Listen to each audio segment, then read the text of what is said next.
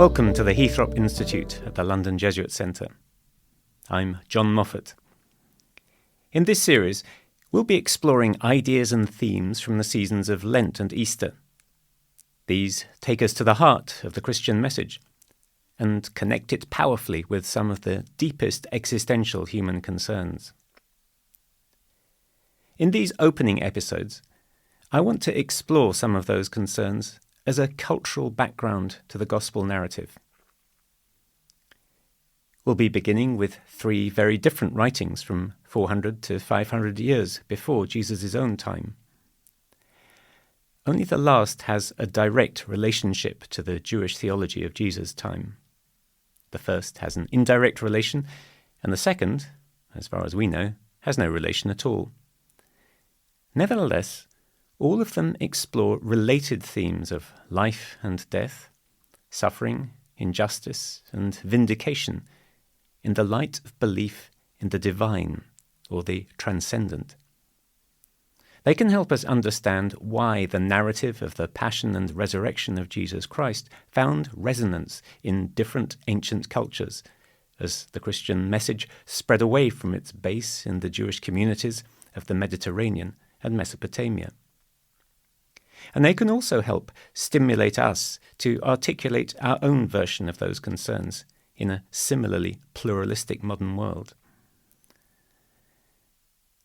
We begin in mainland Greece with Plato's famous and influential book, The Republic, written in Athens nearly 400 years before the time of Jesus.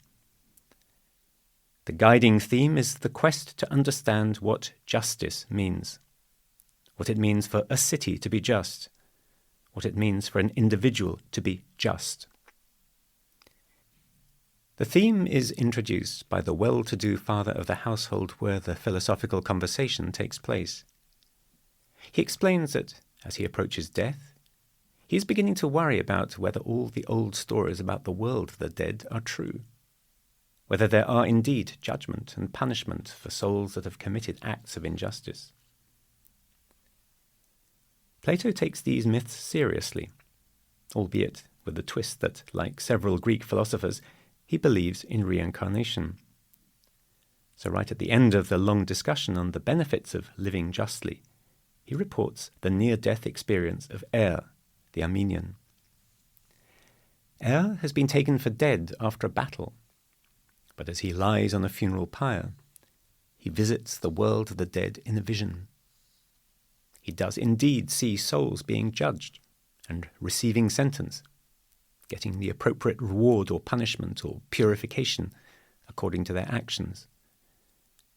He witnesses the souls coming to the end of the cycle of reward or punishment and receiving new lives as they prepare to return to new bodies. Then, of course, he wakes up to the surprise of all those gathered around the pyre. Plato's dialogue affirms three of the four last things familiar from the Christian tradition: death, judgment, and hell. The latter, called Tartarus in Greek mythology, is a place of eternal punishment for those who have committed unforgivable crimes. But the fourth last thing, heaven, becomes only temporary in Plato's scheme of reincarnation.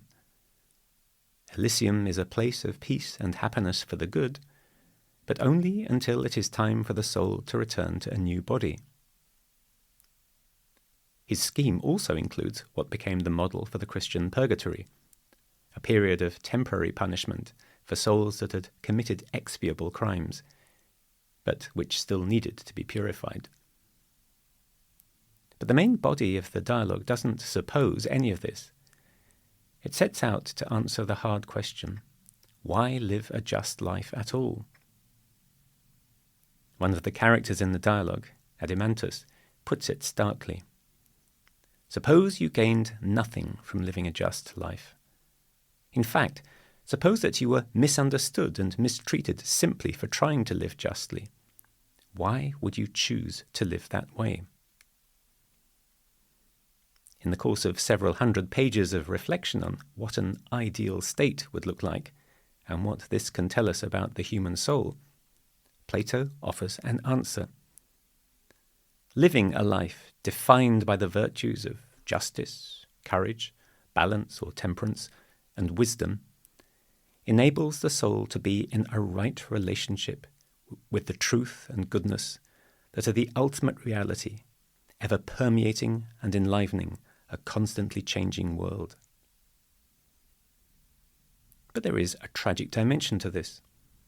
In the world as seen by Plato, right and wrong in political life are decided by people whose souls are not enlightened with the insight into truth and goodness. As a result, the just man or woman becomes an obstacle to their plans and even gets killed. Here Plato is offering his commentary on the historical fate of his beloved teacher Socrates, the main protagonist of the Republic. Socrates did regularly challenge people on their understanding of key ethical terms, and was actually executed in 399 on a fairly specious charge of introducing new gods and corrupting the young. However, the Socrates of the Republic affirms with an implicitly prophetic courage that the way of the philosopher of the good is indeed worthwhile. It will always be better to live the just life and to suffer injustice rather than to commit it. It is no accident that 300 years later, the Greek-Jewish text known as the Wisdom of Solomon will pick up on this theme of the just man unjustly persecuted, in this case for his faithfulness to the Torah. Contemporary with Plato, but thousands of miles away on the other side of the Persian Empire, we can find a very different take on related themes in another dialogue, the new sacred Hindu text, the Bhagavad Gita. The warrior Arjuna is about to lead his army into battle, but has a crisis of conscience. He turns to his charioteer and asks how it could be right or just for him to wage war on those who are his relatives and were once his friends. The charioteer turns out to be the god Krishna in human form, who tells him that this is his destiny, his allotted task as a warrior. In going into battle, he is fulfilling the demands of a deeper law. As the dialogue unfolds, Krishna crystallizes his message. Humans are condemned to a cycle of birth and rebirth by clinging to their deeds, the good and the bad. However, they can escape by achieving an inner freedom through spiritual exercises and restraint, by performing acts of love in devotion to the god, by living the duties of their station well, and fulfilling the law that runs through the universe in simplicity and detachment. Towards the end of the dialogue, the message is made tangible in the revelation. The god reveals himself as the Lord of time and space. His is the power that makes all things real, the power that lies behind the flow of all things. A revelation that awakens awe and holy fear, but also reassurance and love. In the revelation, the message makes sense, and Arjuna finds peace. Similar themes of God, justice, the true self, and the meaning of life and death run through the whole of the Jewish scriptures, but they are most painfully and paradoxically explored in the book of Job. This text probably comes out of Mesopotamia under Persian rule, 500 years before the time of Jesus. It has models in ancient Mesopotamia and Egypt, and deliberately echoes texts found in the Psalms and the prophets. The story begins by presenting Job as a man who is pure, upright, and phenomenally wealthy. We see him dutifully performing sacrifices on behalf of his children who are about to meet for a banquet, in case they have sinned and cursed God in their heart. With dramatic irony, the scene shifts to a meeting in heaven, where the Lord points Job out to Satan as an admirable, faithful servant. Satan replies that Job is only faithful because he enjoys the Lord's protection. Take that protection away, and he will curse the Lord. The Lord takes up the challenge and gives Job into Satan's power, though Satan is not actually allowed to kill him. In one brutal paragraph, Job's children are all killed and his entire wealth destroyed. A chapter later, he himself ends up on a dung heap, covered in boils and hateful to his wife. He will lament his condition as the most miserable that a human life can get, cursing the day that he was born. However, his first reaction to disaster is to say, "The Lord gives, and the Lord takes away. Blessed be the name of the Lord."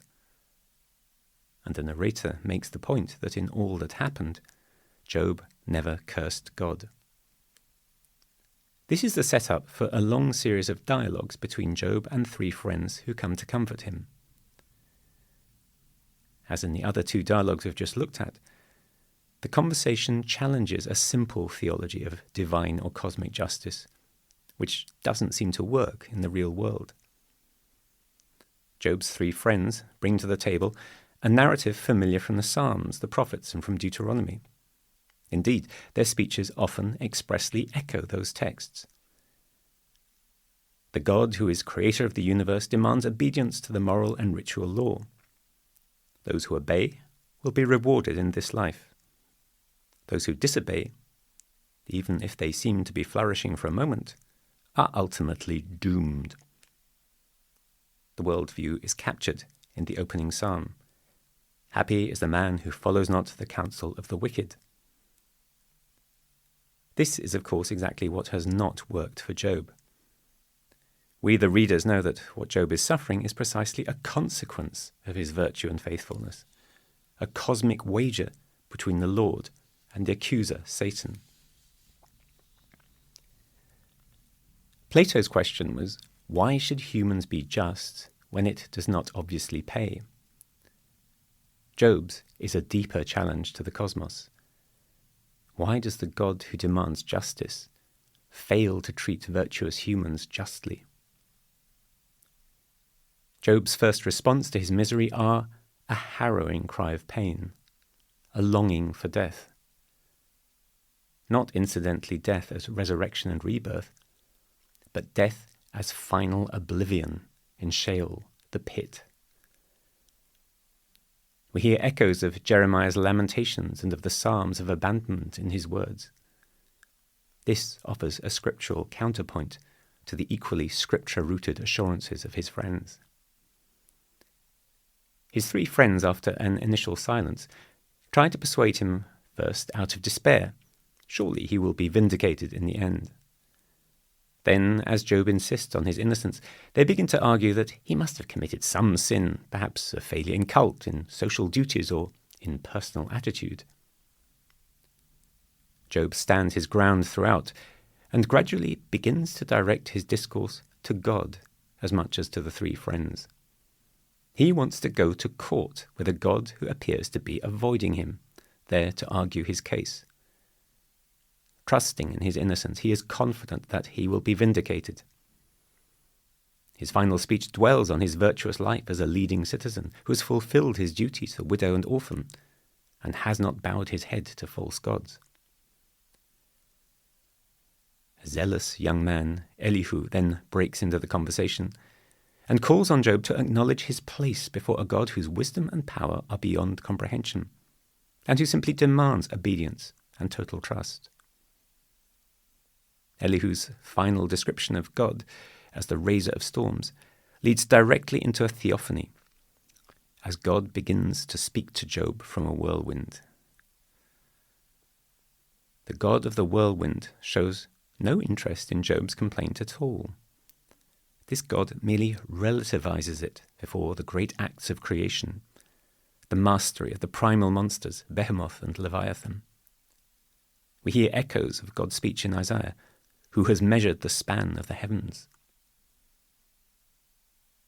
Job's response is not dissimilar to Arjuna's before the theophany in the Bhagavad Gita. Silence, confusion, and a sort of consent. He seems to be able to accept the apparent injustice that has its place in the complex, ordered chaos of the universe under God. Now the narrator's voice re-emerges, in a move that oddly seems to affirm the theology of the friends, and which, possibly, implies the admission of some sort of responsibility on the part of God. Job receives back all he has lost twice over. His friends are rebuked, and Job lives on to die at a rich and ripe old age. Commentators are agreed that this is a fascinating text, but filled with twists and contradictions, whose explanations range from irony to editorial layering. The opening narrative offers the theologically disturbing idea that there is a subordinate divine agent in the celestial realm who does not work entirely according to the will of God. Somehow, this accusatory figure is permitted to act independently and inflict undeserved evil in the world. That paradoxical subordinate figure of Satan, or the slanderer, will re-emerge to take on a very prominent role in the theology of Daniel and the Gospels. That opening scene also presents us with a terrifyingly whimsical picture of a God who is so confident of his servant's loyalty that he will allow him to be tested by near unendurable suffering. Both challenging aspects of the framing narrative dissolve in the final restoration of Job's happiness. Nevertheless, that reassuringly Deuteronomic coda bookends those inconclusive dialogues which preserve the unresolved tensions between neat theological premises and the lived experience of cosmic injustice. Each of our three texts is unrelated, and yet they present questions and responses that have a surprising amount in common across a vast swathe of the ancient world. We find in each a related set of questions. Why be just? What does it mean to be just? How can God allow innocent suffering? How and where is justice vindicated as a cosmic reality? Part of the answer is not an answer at all. Rather, it involves a transformation of attitude in the person asking the question. When Plato's philosophers ascend in their mind to behold transcendent goodness, the source of all reality and value, they can see that justice is a value in its own right. They no longer need post-mortem sanctions to keep them on the right path. When Arjuna learns that he must not cling to the fruits of his actions, but yield them in love and simplicity, when he is overwhelmed by the vision of the Lord of all reality, he is able to accept his destiny. When Job is confronted with the power of the Lord of creation, he lets go of his anger and his desire for vindication in the divine presence. It is an encounter with transcendence that transforms the self and its relation to ultimate reality.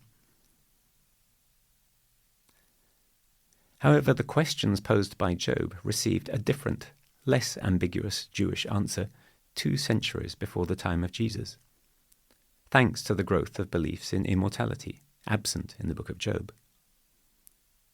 You will remember from earlier podcasts how the Greek warlord Antiochus Epiphanes persecuted Jews faithful to the law around the year 170, bringing questions around the sufferings of those faithful to the law to a head. That turbulent decade seems to have crystallized a new theology, represented in the book of Daniel, whose final version is in a mixture of Hebrew and Aramaic. The book of wisdom, though, which we mentioned earlier, is of particular interest. The book of Daniel was translated into Greek. The Greek version includes much more material. But the book of wisdom was expressly written in and for the Hellenistic Jewish milieu from before the time of Jesus. It deliberately fuses the philosophical theme of the just person who suffers injustice with the prophetic Jewish theme of the one who suffers for the sake of God's word. And it provides an answer. The souls of the righteous are in the hands of God. No torment can touch them. In the eyes of the witless, they appear to die, but they are in peace. Even if they suffer punishment in the eyes of human beings, their hope is rich with immortality. In this new theology, humankind hears the call to justice through a living relationship with God. For all the opposition they may have to face, the just will be vindicated by God. That living relationship can no longer be destroyed. It transcends the limits of life in this world. This theology will receive a distinctive Christian twist through the doctrine of the Incarnation. In the resurrection narratives, not only is the just man vindicated, but the one who passes through suffering to new life is revealed as the Son of God, a Son of God who is mysteriously giving himself for humanity in a paradoxical act of divine solidarity. Thank you for listening, and see you next episode.